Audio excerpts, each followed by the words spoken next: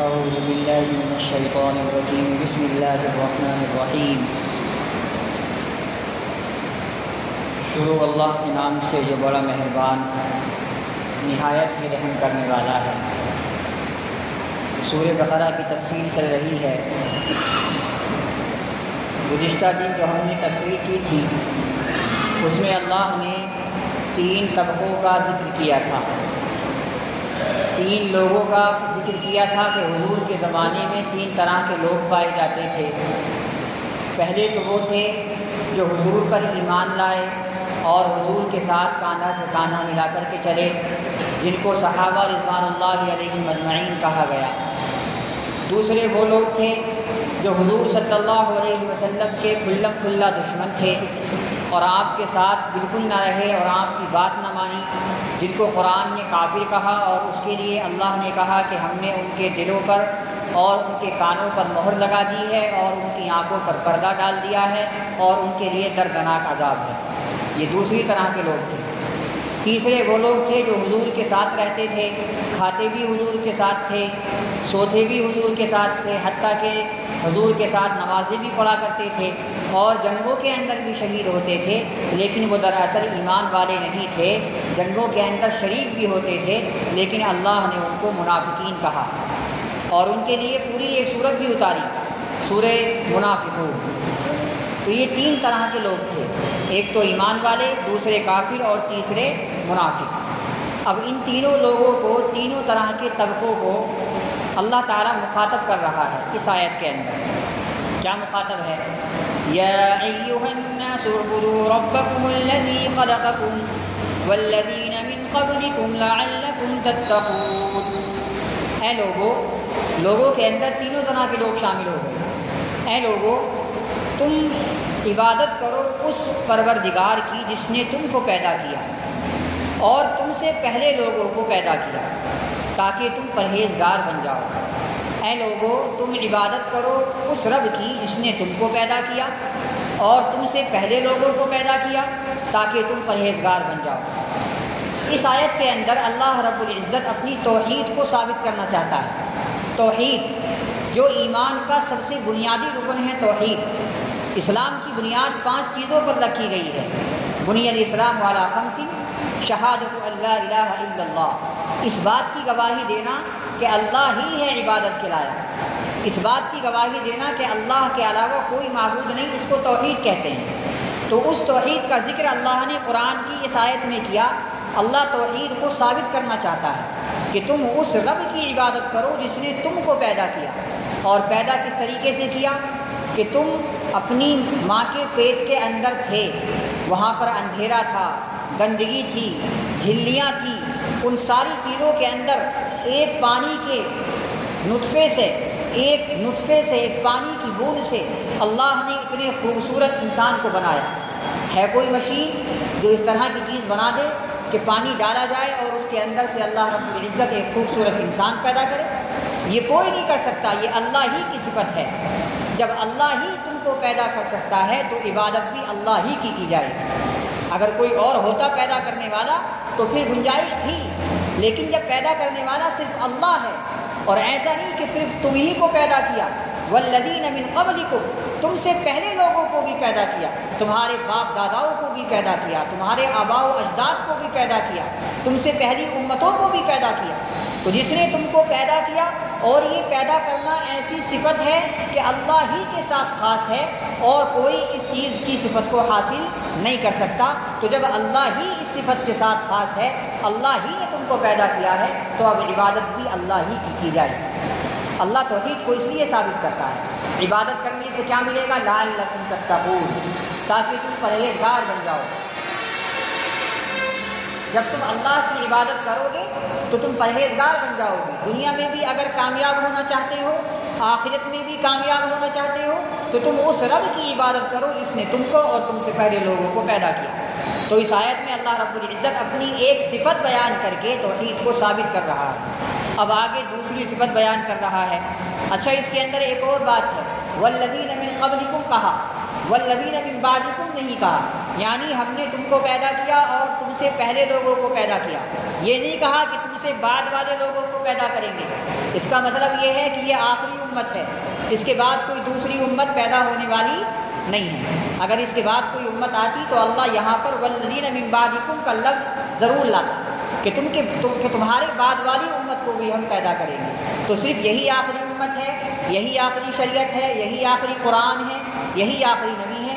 اب اس کے بعد نہ تو کوئی نبی آئے گا، نہ کوئی قرآن آئے گا، نہ کوئی امت آئے گی۔ والذین من بعدکم کا لفظ اس لیے نہیں لائے۔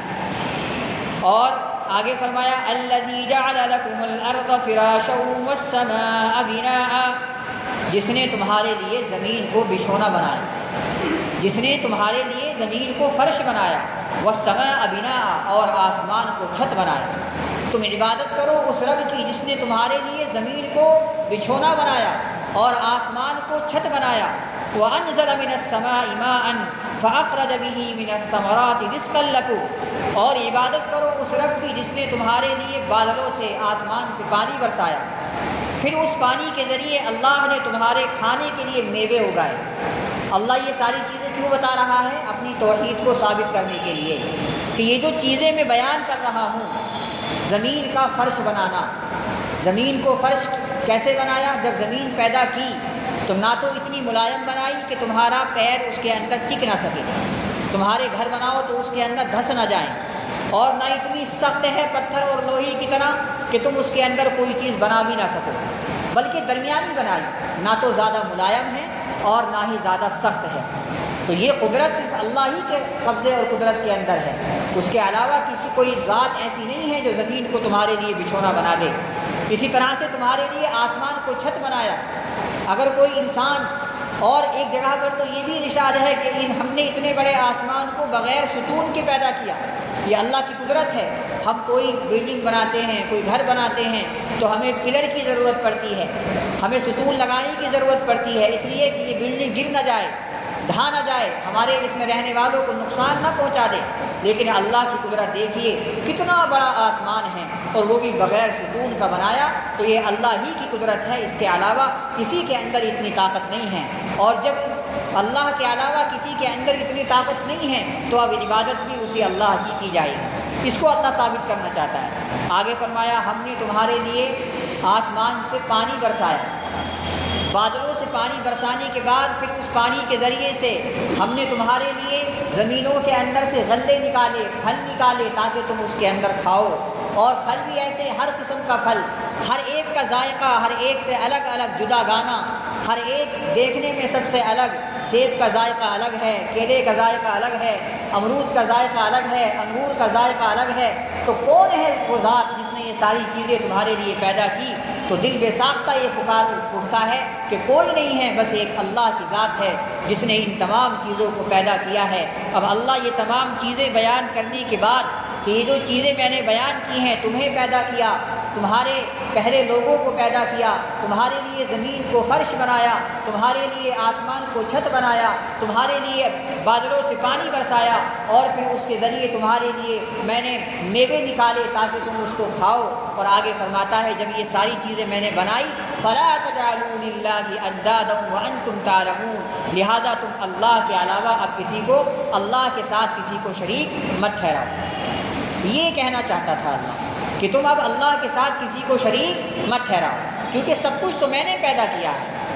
ایک انسان نے ایک لمبی چوڑی بہترین سی بائک بنائی یا کوئی بہترین سی گاڑی بنائی، اب اگر کوئی آدمی یہ کہنے لگے کہ میں نے یہ گاڑی بنائی ہے تو ذرا بتاؤ بنانے والے کو کتنی تکلیف ہوگی کہ محنت تو میں نے کی، رات دن اس میں وقت میں نے خراب کیا، میں نے اس میں محنت کی، اور یہ سامنے والا کہتا ہے کہ میں نے گاڑی بنائی ہے۔ تو اللہ نے ہمارے لیے زمین بنائی، اللہ نے ہمارے لیے آسمان بنایا، اللہ نے ہمارے لیے بارش برسائی، اللہ نے ہمارے لیے میوے بنائے، اور اگر ہم اللہ کے ساتھ کسی کو شریک ٹھہرائیں تو ذرا سوچو یہ کتنی بڑی ناانصافی ہے، اس سے اللہ رب العزت کتنا ناراض ہوتا ہے۔ یہی وجہ ہے کہ اللہ نے چھٹے پارے کے اندر فرمایا ان اللہ لا یغفر ان یشرک بہ ویغفر ما دون ذلک لمن یشاء، اللہ ہر گناہ کو معاف کر سکتا ہے لیکن شرک کی معافی اللہ کے یہاں نہیں ہے۔ کیونکہ اس نے ساری چیزیں تمہارے لیے بنائی، تم دیکھ رہے ہو، تم جانتے ہو کہ یہ چیزیں اور کوئی بنا نہیں سکتا، تمہیں پانی کے قطرے سے کوئی انسان یا کوئی اور چیز پیدا نہیں کر سکتی، تمہارے لیے آسمانوں سے پانی کوئی اور چیز یا اور کوئی ذات برسا نہیں سکتی، تو صرف اللہ ہی ہے، اللہ ہی کے اندر یہ طاقت ہے، تو پھر عبادت بھی اللہ ہی کی جائے گی۔ فَلَا تَجْعَلُوا لِلَّهِ أَندَادًا وَأَنْتُمْ تَعْلَمُونَ، لہٰذا تم اللہ کے ساتھ کسی کو شریک نہ ٹھہراؤ اور تم جانتے ہو، یعنی تم جانتے ہو کہ تم سب کو پیدا کیا اللہ نے، یہ ساری چیزیں جو بیان کی۔ اب اللہ نے توحید کو ثابت کرنے کے بعد اگلی جو آیت آ رہی ہے اس کے اندر اللہ رب العزت رسالت محمدی کو ثابت کرنا چاہتا ہے۔ میں نے پہلے بتایا تھا کہ اسلام کی بنیاد 5 چیزوں پر ہے۔ پہلی چیز شہادت اللہ الہ الا اللہ، گواہی دینا اس بات کی کہ اللہ ہی ہے، اللہ کے علاوہ کوئی عبادت کے لائق نہیں۔ اور دوسری بنیاد، دوسرا رکن وَأَنَّ مُحَمَّدًا رسول اللہ، اور اس بات کی گواہی دینا کہ محمد صلی اللہ علیہ وسلم اللہ کے رسول ہیں۔ تو اللہ کے رسول کی رسالت کو اس آیت کے اندر ثابت کیا گیا، کس طریقے سے؟ وَإِن كُنتُمْ فِي رَيْبٍ مِّمَّا نَزَّلْنَا عَلَىٰ عَبْدِنَا فَأْتُوا بِسُورَةٍ مِّن مِّثْلِهِ، اگر تم شک کرتے ہو اس کلام میں جس کو ہم نے اپنے بندے پر نازل کیا، اور اگر تم شک کرتے ہو اس کلام میں جس کلام کو ہم نے اپنے بندے پر نازل کیا، تو تم اس جیسی ایک صورت ہی لا کر کے دکھا دو، تم اس جیسی ایک صورت ہی لا دو۔ اگر تم شک کرتے ہو، جب کفار مکہ کو یہ کہا جاتا کہ یہ اللہ کا کلام ہے، تو اللہ رب العزت نے جس طریقے سے تمہیں پیدا کیا اور کسی نے پیدا نہیں کیا، اللہ ہی کے اندر یہ طاقت تھی۔ جس طریقے سے اللہ نے تمہارے لیے بارش برسائی اور کوئی بارش نہیں برسا سکتا، اللہ ہی کے اندر یہ طاقت تھی۔ تو وہ ساری طاقت بتانے کے بعد اللہ نے توحید کو ثابت کیا تھا۔ تو اب یہاں پر اللہ نے ایسا کلام بھی اتارا ہے کہ ایسا کلام ساری دنیا کے لوگ مل کر بھی نہیں لا سکتے، بلکہ ایسا کلام تو دور کی بات، اس کلام جیسی ایک صورت بھی نہیں لا سکتے۔ اللہ نے پوری دنیا کے لوگوں کو چیلنج کیا، اور اس وقت تو بڑے فصیح و بلیغ لوگ تھے، کیونکہ قرآن عربی زبان میں اترا اور ان لوگوں کی مادری زبان بھی عربی تھی، بڑے بڑے فصیح و بلیغ اس وقت میں موجود تھے۔ تو اللہ نے ان تمام فصیح و بلیغ کو، ادبا کو، سب کو اللہ نے چیلنج دیا کہ تم یوں کہتے ہو کہ یہ اللہ کا کلام نہیں ہے، تو تم بھی انسان ہو، اگر تم اس بات کا دعویٰ کرتے ہو کہ یہ انسان کا کلام ہے تو تم بھی انسان ہو، تم اس کلام جیسی ایک صورت لا کر کے دکھا دو۔ اور ایک روایت کے اندر تو یہ آیا کہ تم اس کلام جیسی انا اعطیناک الکوثر جیسی صورت لا کر کے دکھا دو، جو قرآن کریم کی سب سے چھوٹی صورت ہے، تم نہیں لا سکتے۔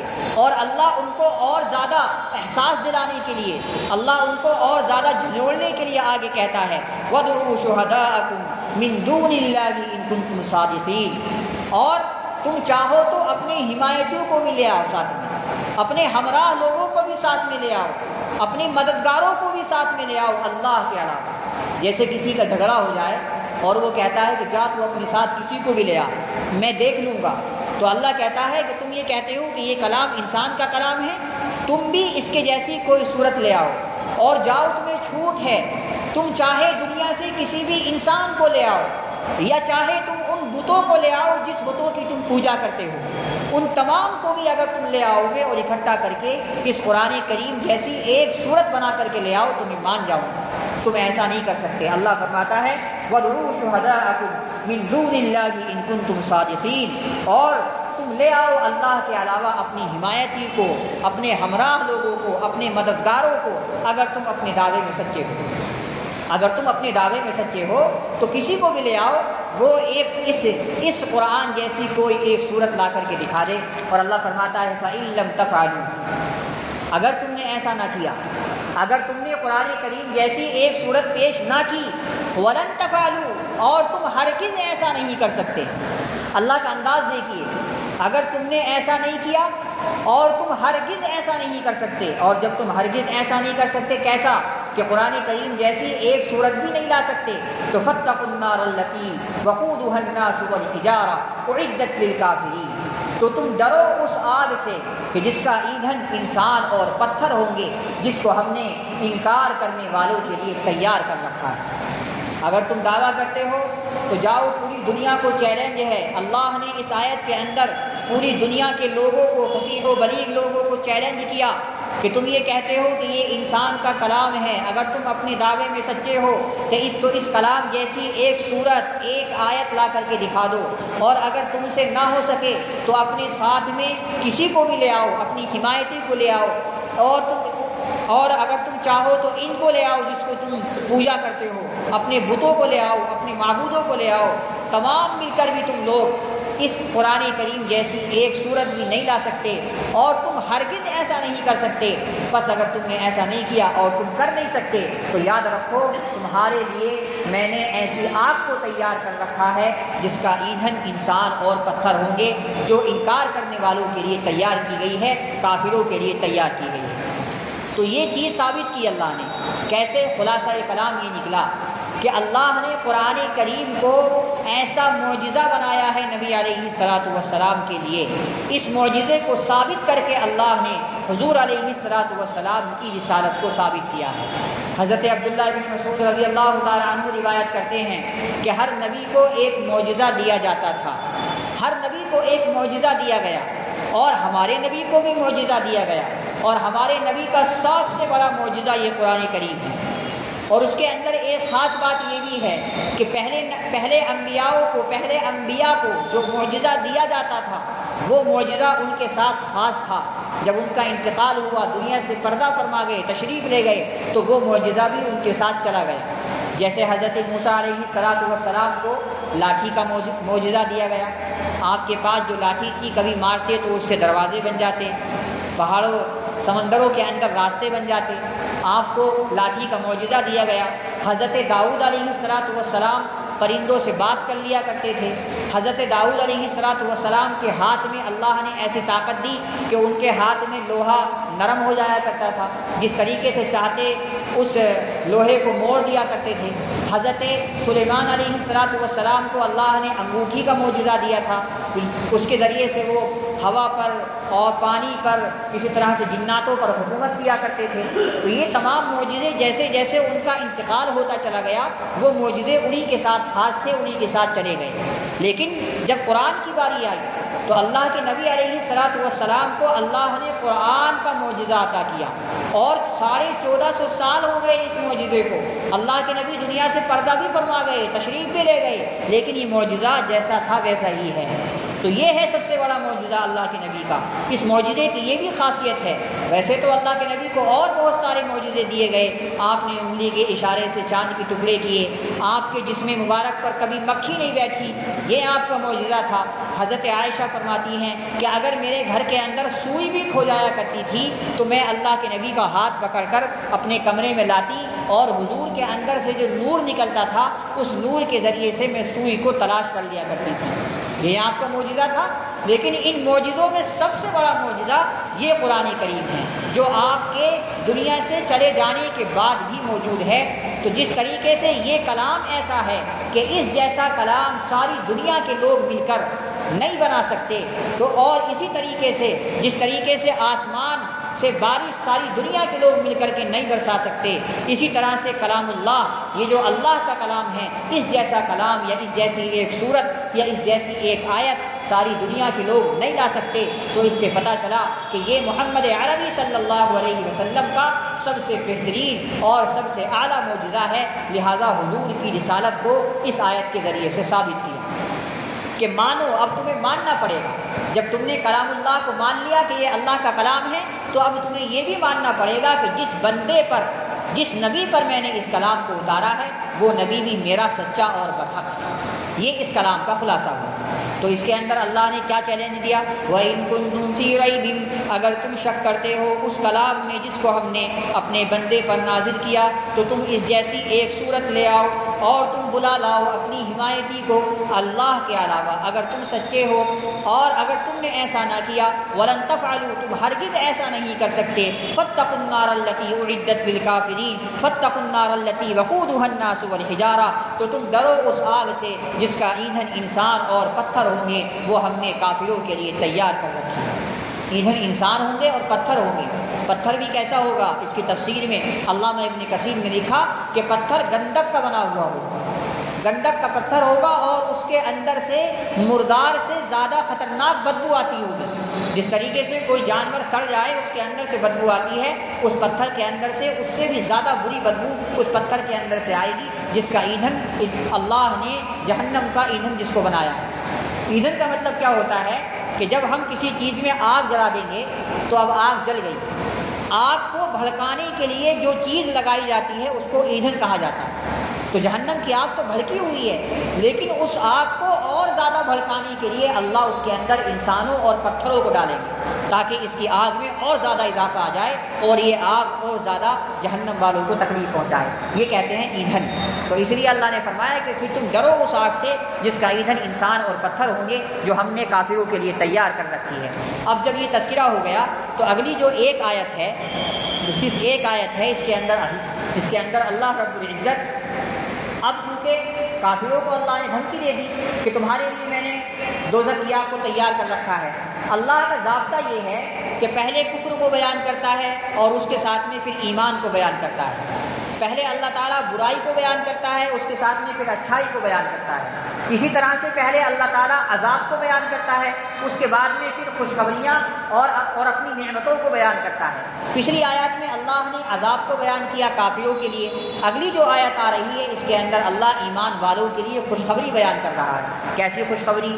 وَبَشِّرِ الَّذِينَ آمَنُوا وَعَمِلُوا الصَّالِحَاتِ أَنَّ لَهُمْ جَنَّاتٍ تَجْرِي مِن تَحْتِهَا الْأَنْهَارُ، اور بشارت اور خوشخبری ہے ان لوگوں کے لیے جو ایمان لے آئے اور نیک عمل کیے۔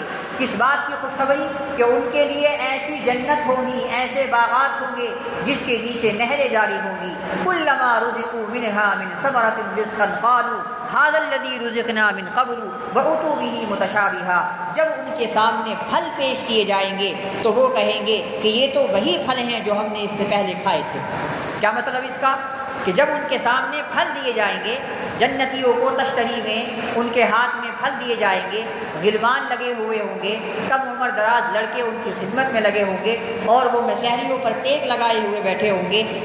قرآن کریم میں بہت ساری جگہوں پر اس کا ذکر فرمایا، علی الارائک ینظرون، مشہریوں پر ٹیک لگائے ہوئے بیٹھے ہوں گے، چاروں طرف سے سلام سلام کی آوازیں آ رہی ہوں گی، اس کے اندر کوئی غلط بات، کوئی جھوٹ نہیں ہوگا، ایک دوسرے کی تعریفیں، اور سب سے بڑی نعمت جنت کی یہ ہوگی کہ صبح اور شام اللہ کا دیدار کیا جائے گا۔ جب جنتی اللہ کا دیدار کریں گے تو وہ یہ کہیں گے کہ اس سے بڑی نعمت ہمارے لیے اور کوئی نہیں ہے۔ جو ہم نے پچھلی نعمتیں تھیں، اللہ کے دیدار کرنے کے بعد وہ جنتی ساری نعمتوں کو بھول جائیں گے جب اللہ کا دیدار کریں گے۔ تو جب ان کے سامنے یہ پھل فروٹ پیش کیے جائیں گے، پھل فروٹ دیے جائیں گے، تو وہ کہیں گے یہ تو وہی پھل ہیں جو ہم نے کھائے تھے۔ فرشتے کہیں گے حضرت ذرا کھائیے تو صحیح، وہ تو دنیا کے پھل تھے، اس کا ذائقہ تو کچھ بھی نہیں، اس کو ذرا کھائیے، دنیا کے پھلوں کا ذائقہ آپ بھول جائیں گے۔ تو جب وہ پھل کھائیں گے تو وہ کہیں گے واقعتاً اس کے اندر تو بڑا ذائقہ ہے، دنیا کے اندر تو ہم لوکل چیز کھا کے آ گئے، یہاں تو بہترین چیز ہے۔ اللہ نے فرمایا جب ان کے سامنے پھلوں کو پیش کیا جائے گا تو وہ کہیں گے یہ تو وہی ہے جو ہم کھا کے آئے ہیں۔ فرشتے کہیں گے نہیں، یہ وہ نہیں ہے، یہ اعلیٰ کوالٹی ہے، اس کو کھاؤ اور اس کا ذائقہ چکھو۔ کلما رزقوا منها من ثمرة رزقا، جب ان کے سامنے پھلوں کو پیش کیا جائے گا تو وہ کہیں گے یہ تو وہی پھل ہیں جو ہم کو اس سے پہلے دیے گئے تھے۔ وَأْتُوا بِهِ مُتَشَابِهًا، اور ان کو انہی جیسے پھل پیش کیے جائیں گے۔ وَلَهُمْ فِيهَا أَزْوَاجٌ مُطَهَّرَةٌ وَهُمْ فِيهَا خَالِدُونَ، اور ان کے لیے اس میں پاک بیویاں ہوں گی اور وہ اس میں ہمیشہ ہمیشہ رہیں گے۔ پاک بیویوں کا مطلب یہ ہے کہ جس طریقے سے یہاں پر پیشاب پاخانہ آتا ہے، حیض و نفاس آتا ہے، جنت کے اندر جو عورتیں ہوں گی ان کو نہ پاخانہ پیشاب آئے گا، نہ ان کو بول و براز، نہ ان کو حیض و نفاس آئے گا، یا اور جو باطنی گندگی ہوتی ہیں، جھوٹ یا اسی طریقے سے بے وفائی، دھوکے بازی یا اسی طریقے سے غیبت کرنا، ان تمام چیزوں سے وہ عورتیں بالکل پاک ہوں گی، ان کو وہ عورتیں دی جائیں گی اور وہ اس میں ہمیشہ ہمیشہ رہیں گے۔ دنیا کے اندر اگر کوئی نعمت دی جاتی ہے تو انسان کو اس بات کا ڈر ہوتا ہے کہ کہیں یہ نعمت مجھ سے چھین نہ لی جائے، ایک ہفتہ میں اس کو استعمال کر سکتا ہوں، ہو سکتا ہے اگلے ہفتے اس نعمت کو میں گنوا دوں، لیکن یہ وہم اور یہ خیال اور یہ ڈر جنت کے اندر ختم ہو جائے گا۔ جنت کے اندر وہ ہمیشہ ہمیشہ رہیں گے اور جو نعمتیں ان کو دی جائیں گی وہ نعمت بھی ہمیشہ ہمیشہ رہے گی۔ اللہ رب العزت عمل کی توفیق عطا فرمائے، جو کہا گیا ہے ان پر عمل کی توفیق عطا فرمائے۔ اللهم صل على محمد وعلى آل محمد كما صليت على إبراهيم وعلى آل إبراهيم إنك حميد مجيد. اللهم بارك على محمد وعلى آل محمد كما باركت على إبراهيم وعلى آل إبراهيم إنك حميد مجيد. اے اللہ ہم بہت گنہگار ہیں، بہت خطا کار ہیں. اے اللہ ساری زندگی آپ کی نافرمانی میں گزاری ہے. اے اللہ ہمارے گناہوں کو خطاؤں کو معاف فرما. اے اللہ ہمارے سیئات کو حسنات سے مبدل فرما. اے اللہ جو کہا گیا ہے سنا گیا ہے اس پر عمل کرنے کی توفیق عطا فرما. اے اللہ ہم تمام کو جنت الفردوس میں اعلیٰ سے اعلیٰ مقام عطا فرما. اے اللہ جب ہم جنتوں اور جنت کا تذکرہ سنتے ہیں اے اللہ ہمیں بڑا اچھا لگتا ہے، بڑی چاہت ہوتی ہے. اور جب جہنم کا تذکرہ سنتے ہیں اے اللہ ہماری روح کانپ جاتی ہے، ڈر لگتا ہے. اے اللہ ہماری دوزخ سے حفاظت فرما. اے اللہ ہمیں جنت میں جانے کے عمل کرنے کی توفیق عطا فرما، نیک عمل کرنے کی توفیق عطا فرما. اے اللہ جو بیمار ہیں ان کو شفا عطا فرما، جو مقروض ہیں ان کو قرضے سے بری عطا فرما. اے اللہ جتنے لوگ ہم یہاں بیٹھے ہوئے ہیں ہم سب کی جائز مرادوں کو تمناؤں کو پورا فرما. ہم سب کے کاروبار میں ترقی عطا فرما. اے اللہ ہمیں دین کی سمجھ عطا فرما. حضور صلی اللہ علیہ وسلم کی سنتوں پر چلنے کی توفیق عطا فرما. نمازوں کی پابندی کی توفیق عطا فرما. قرآن کو سمجھنے کی، اس پر عمل کرنے کی توفیق عطا فرما. یہ اللہ جو مانگا ہے وہ بھی عطا فرما، جو مانگنے سے رہ گیا ہو اپنی شان عطا فرما. ہماری اس مختصر دعا کو محض اپنے فضل و کرم سے حضور اکرم صلی اللہ علیہ وسلم کے صدقے سے قبول فرما.